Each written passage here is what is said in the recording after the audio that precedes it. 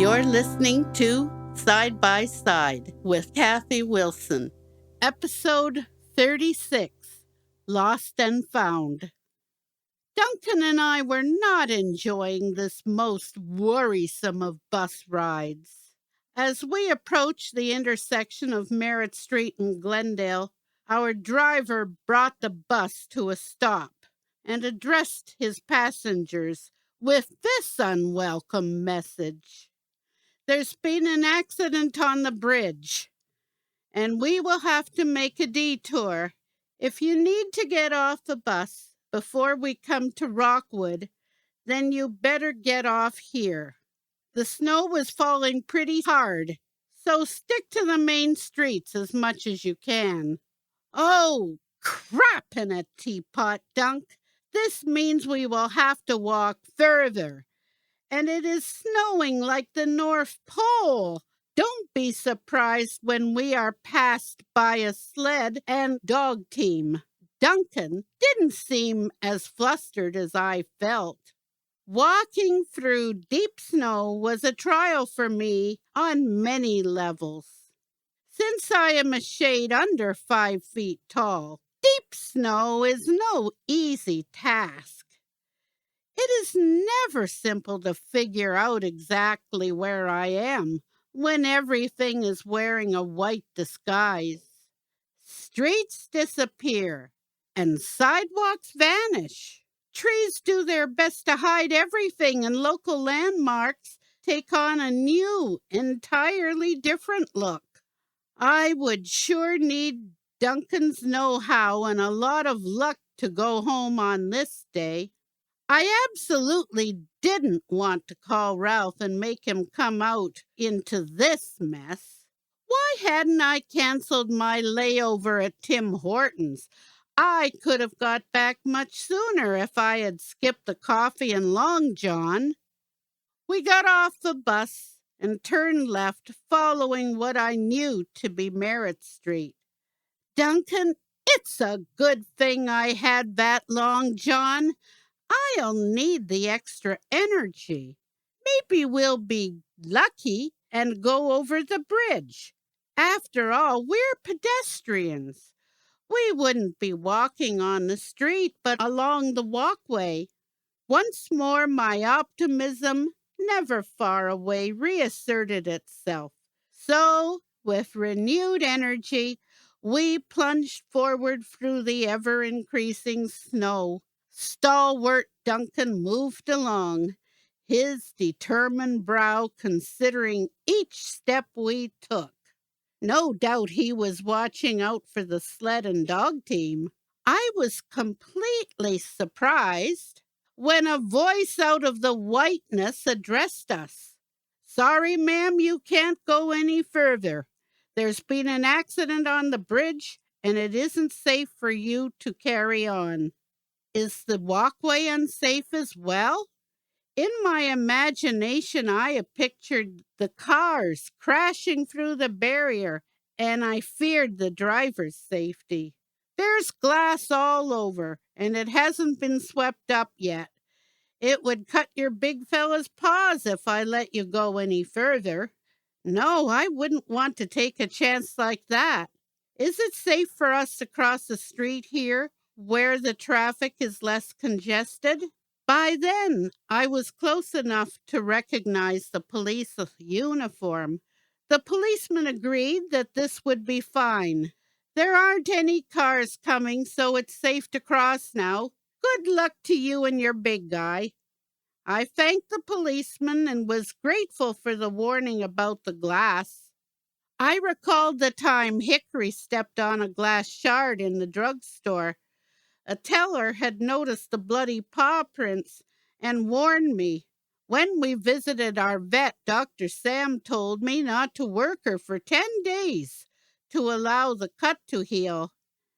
Neither one of us liked being grounded, but we endured the incarceration, and Hickory had the opportunity to perfect her couch potato techniques. I made sure that Duncan's coat was firmly buttoned and considered what we should do next. "Duncan, we need to take the next street we come to going left. I want to get away from the traffic as soon as we can, in case the street is slippery. Let's avoid even the possibility of an accident. The snow continued to fall, and I had some difficulty locating the next street on my left. Everything by this time was a vast sheet of white, but I hoped visibility was better for Duncan. Imagine my utter astonishment when Duncan came to a sudden halt. Right in front of us was a forlorn picnic table, buried to its benches in snow. What was a table doing in the middle of the street? Perhaps it was on the sidewalk, but reason insisted that it was in someone's yard. How on earth did we get into somebody's yard? Did I choose a driveway rather than a street to turn left on? That must be it. Sometimes it is a far wiser course to just follow your dog. That is what I decided to do. Dunk, can you take us home? With a shift of his tail and a nudge of his nose, we performed an about face and headed back. We weren't defeated yet. Dunk was taking charge. Once more on Merritt Street, Duncan led me along, and then he was turning left. Good boy! I turned too soon. I can tell you have the right of things now. Though the snow continued to fall, I began to imagine a cup of hot chocolate and a biscuit for my guide and mentor. I wasn't anticipating the next turn Duncan made. Duncan, why did you just turn here? We were near St. Patrick's Church, and this was definitely not one of my usual stops. I think we have to go further before we change directions, or we'll end up in someone else's garden. I needn't have worried because it was quickly making sense as the cry of a pitiable mewing reached my ears. Duncan was investigating these plaintive little mews, and I was eager to find the source as well. In all of this snow relentlessly burying everything, something was in a lot of trouble. When Duncan stopped, I reached forward with an inquisitive gloved hand and found a silver gray kitten crying in the cold. I scooped it up and brushed away what snow I could. Duncan pressed his face into the furry bundle. For some reason, Duncan loved kittens, and he needed to see this one. Dunk, I'm going to tuck this little bundle on the inside of my coat, right next to my skin, where she will get warm quickly. I don't know where her home is, so she will have to come back with us. I don't think Panda is going to be okay with this idea at all. Oh, she's a perfect little kitty, and I want to keep her so Panda can just learn to like her. Duncan pressed his nose against my winter parker. He had to be sure that little Kitty was okay. I wonder what Ralph will think about another cat. He may accuse me of opening an animal shelter. In my mind, I was coming up with an ironclad excuse to be bringing home a lovable little kitten. You don't need to worry about Ralph. He loves cats. You could have a coat full of kittens and he would just get out more dishes of cat food. Duncan was certainly sure about Ralph's reaction, so I decided not to give the problem any more worry. Duncan didn't see any difficulty, so why should I?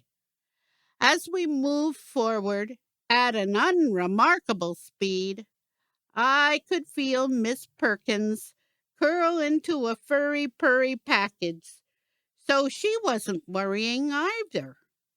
I'm not sure how far we walked with our tiny passenger, but it wasn't all that long when a woman hurried towards us, and believe me, she was quite upset. Have you seen Furby around here? I opened the door to get the mail out of my mailbox, and she just ran out into all this snow. I can't find her. And she is so small, all this snow will bury her in no time at all. There was no mistaking the tears she was crying, or the love for her darling Furby. I pulled down the zipper of my jacket and took the adorable kitten out of it and held it out to the woman. Is this your Furby? Duncan found her almost buried in snow by St. Patrick's Church. The lady was warm in her thanks and suggested that she better get inside where it was warm and out of the snow because her Furby must be feeling pretty cold. Dunk, that was so wonderful. You're helping me get home, and now you made it possible for Furby and her mum to be together again. What a fine boy you are. I knew Duncan felt badly about saying goodbye to the kitten, but all the same, that woman was overjoyed to have her kitten back. Duncan, something tells me we shall have a kitten in our home. You can bet on that.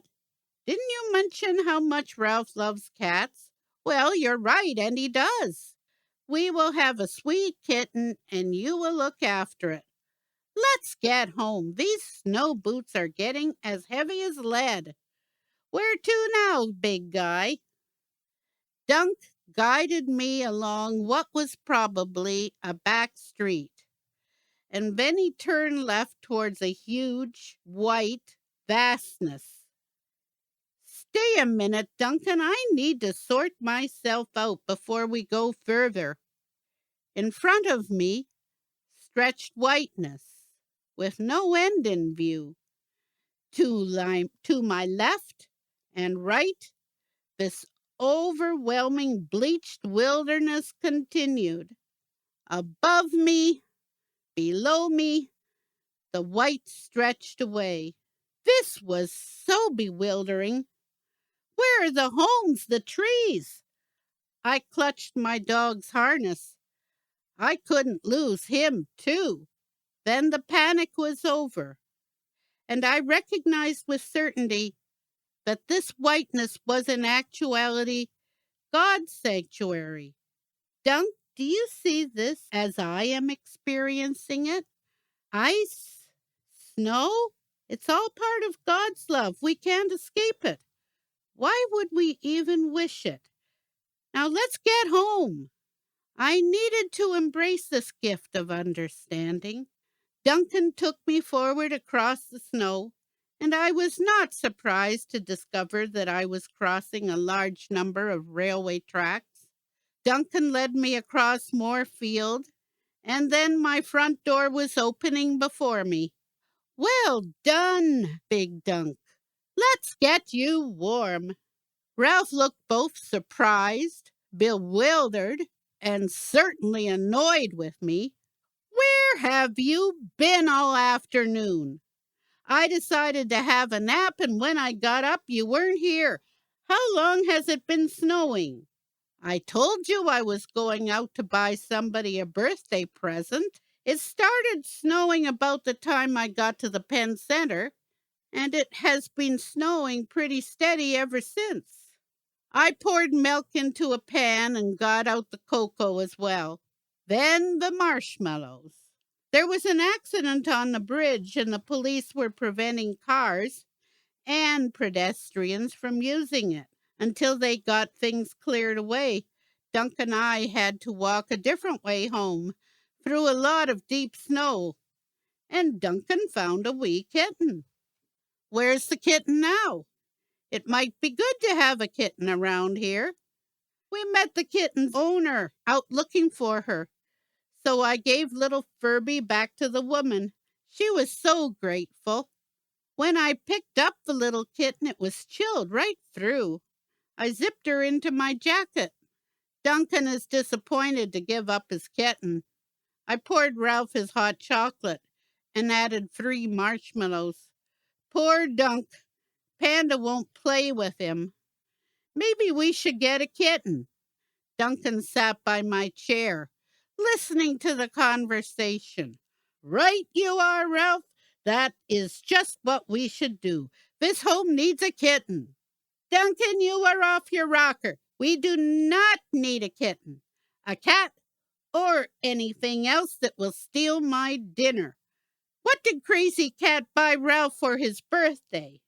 Hickory was trying to take a sneak peek in Cat's backpack, but she couldn't unzip the zipper. She bought him 3 chocolate bars, a navy blue sweater that's 100% wool, and a pair of pink boxers. Dunk swished his happy tail, and Hickory turned her snort into a sneeze. He'll be okay with the chocolate. The sweater is good, but he won't like the pink boxers. Whatever was she thinking? She was thinking that it would be good for a laugh, and she certainly won't be disappointed. Forget the laughs, Dunk. I think it's cookie time. Let's see if Crazy Cat agrees. Hickory eagerly approached Cat's chair with her tail wagging at full momentum. She was 100% certain of getting that cookie. Hickory, I know exactly what's on your mind. You're planning on raiding the cookie jar, aren't you? Cat set down her cup and headed for the kitchen with Hickory at her heels. I hope they're bacon and cheese. That's the best. Hickory's mouth drooled as Cat gave out the treats. Oh, happy day! They were bacon and cheese. Hickory's favorite, and Duncan's too.